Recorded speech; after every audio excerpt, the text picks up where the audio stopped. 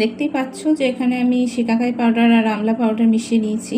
দুটো রং প্রায় একই রকম, মানে মিশে গেছে, তো রং দেখে আর কেউ কিছু বুঝতে পারবে না। তাও আমি একবার ভালো করে নাড়িয়ে নিলাম। এবার আমি যে হেয়ার অয়েলটা ব্যবহার করি, এই যে দেখতে পাচ্ছ মামা আর্থের onion hair oil, hair fall reduction লেখাই আছে।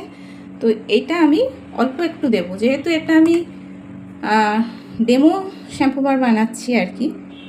এই যে দেখতে পাচ্ছ এখানে আমি অল্প একটু দিচ্ছি, বেশি দিচ্ছি না। এবং ডেমো শ্যাম্পু বার যেহেতু আমি বানাচ্ছি, তাই এখানে আমি অ্যালোভেরা জেল বা অন্য কোনো ব্র্যান্ডেড হেয়ার অয়েল বা ভিটামিন ই ক্যাপসুল কোনোটাই আপাতত দিচ্ছি না, যেহেতু এটা আমি নিজেই ব্যবহার করব। আর ব্যবহার করার পর বানিয়ে আগে নিই, তারপর ব্যবহার করার পর ফলটা দেখি কীরকম আসছে, তারপর তো আমি ভালো করে বানাবো, তখন সেই প্রোডাক্টগুলো আমি ব্যবহার করব, মানে ইউজ করবো আর কি, ব্যবহার করব, মিশাবো আর কি। আর একটু তেল মনে হচ্ছে লাগবে, তো আরেকটু তেল আমি এখানে দিয়ে দিলাম। এর বেশি তেল আর আমি দিচ্ছি না, ব্যাস। এর বেশি তেল দেওয়ার দরকার নেই, তখন জিনিসটা ঠিক হবে না।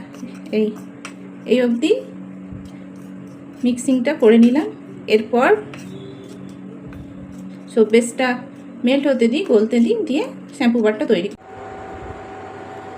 শুরুতেই আমি বলেছিলাম যে শ্যাম্পু বারটা বানানোর জন্য ডবল বয়েলিং প্রসেসে কাজ করতে হবে, তাই আমি একটা বড় ডেকচিতে কিছুটা জল নিয়ে সেটা ইন্ডাকশানে বসিয়েও দিয়েছি এবং গরম হতে শুরু করে দিয়েছে। এবার আমি সোপ বেসটাও এর মধ্যে বসিয়ে দিচ্ছি।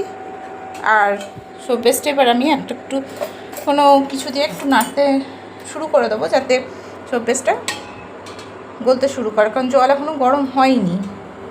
সোপ বেসটা গলে গেলে তারপর আমি শিকাকাই পাউডার আর আমলা পাউডারের মিশ্রণটা ঢেলে দেবো।